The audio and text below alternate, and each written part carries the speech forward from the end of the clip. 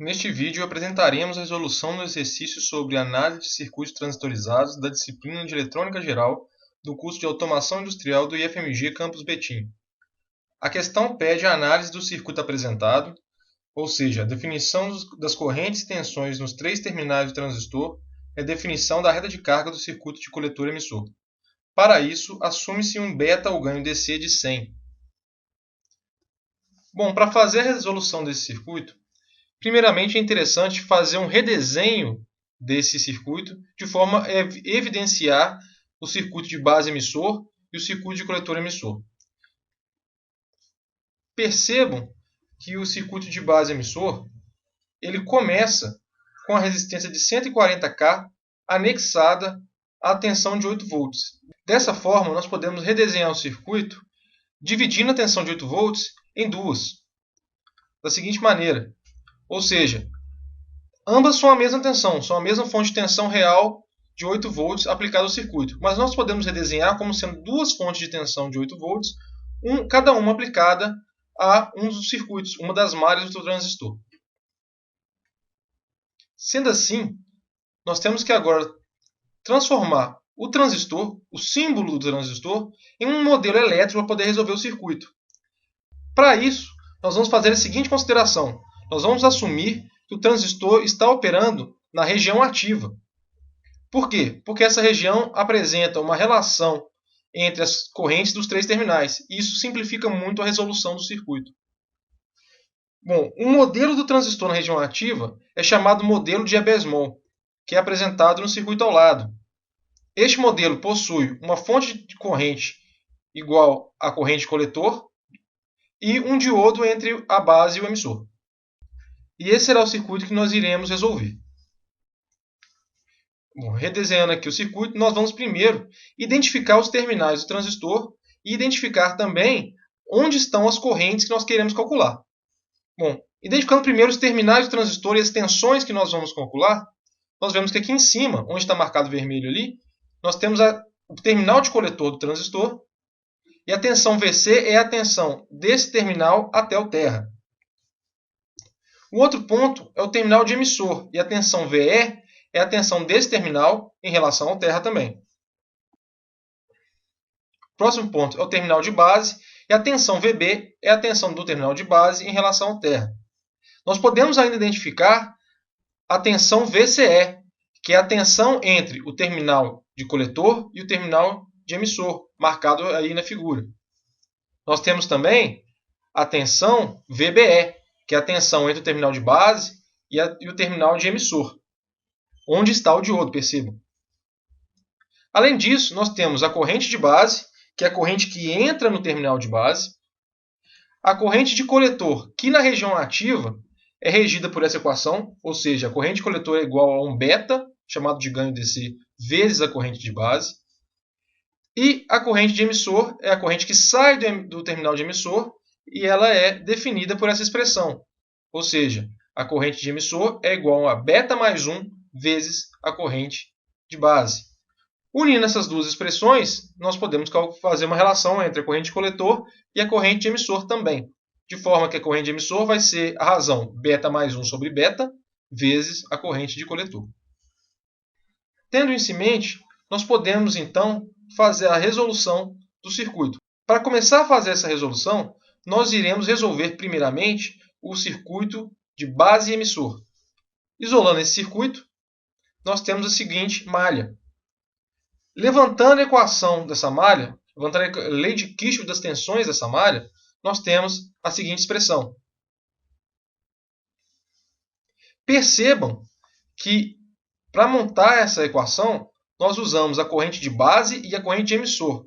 É muito comum para iniciantes de eletrônica querer utilizar uma corrente única para a malha. Infelizmente, isso não é possível, uma vez que nós temos um ponto de junção onde se soma também a corrente de coletor.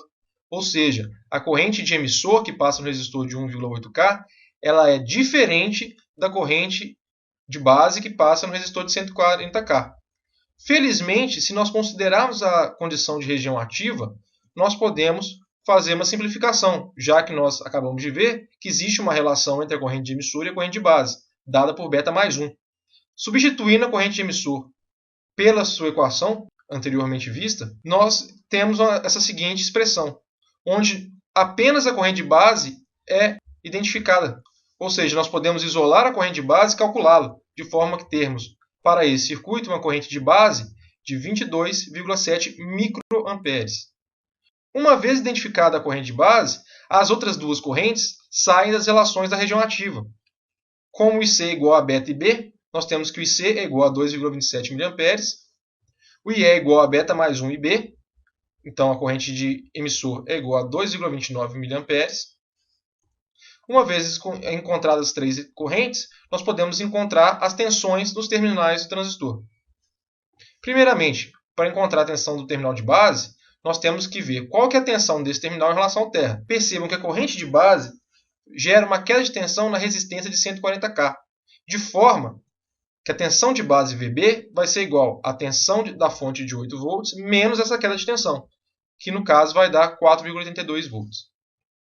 A tensão de emissor é a tensão do terminal de emissor para o terra. Percebam que entre o ponto VE e o terra existe apenas a resistência de 1,8K, de modo que a tensão VE vai ser igual à tensão sobre esse resistor, ou seja, a queda de tensão sobre esse resistor. Ou seja, a tensão VE é igual a 4,12 volts.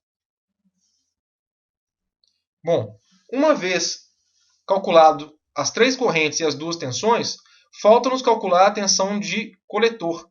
Para isso, vamos olhar o circuito de coletor-emissor, que está apresentado aí, e vamos ver que a tensão de coletor ela vai ser a tensão do terminal de coletor em relação à terra, ou seja, vai ser a tensão da fonte de 8 volts menos a queda de tensão no resistor de 1K.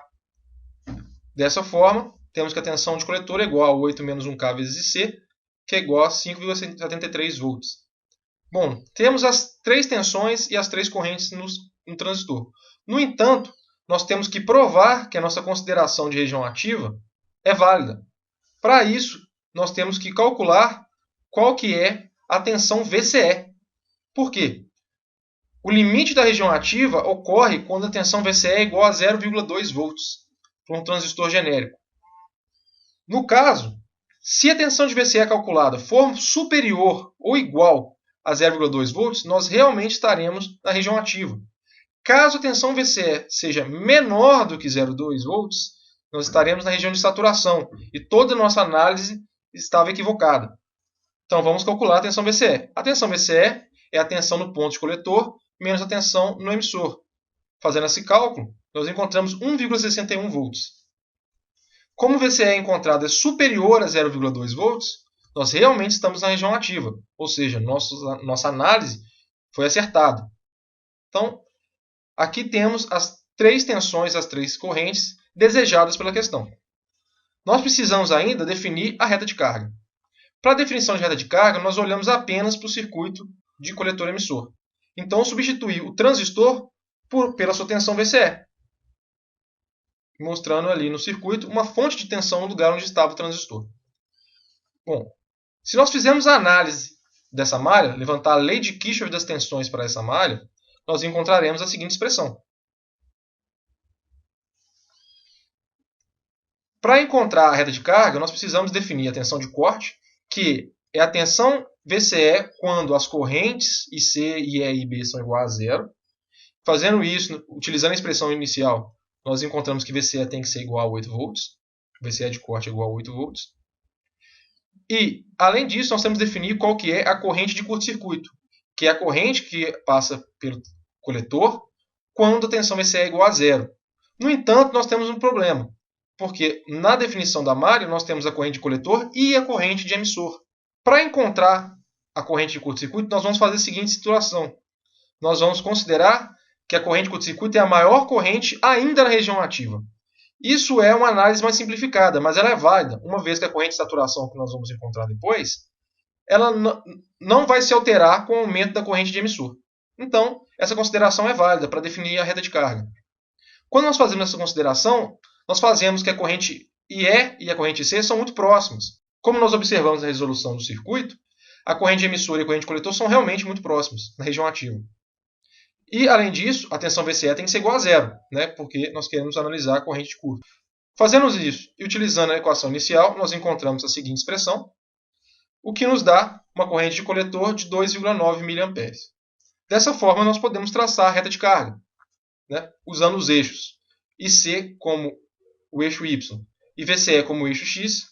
Nós marcamos os pontos que nós acabamos de calcular, a corrente de curto-circuito e a tensão de corte, e traçamos uma reta entre eles. Bom, essa é a reta de carga. Se nós tivermos as curvas de coletor e emissor, nós podemos realizar a análise do circuito por meio de uma análise gráfica. Bom, essa foi a resolução da questão sobre análise de circuitos transistorizados. Boa sorte nos seus estudos.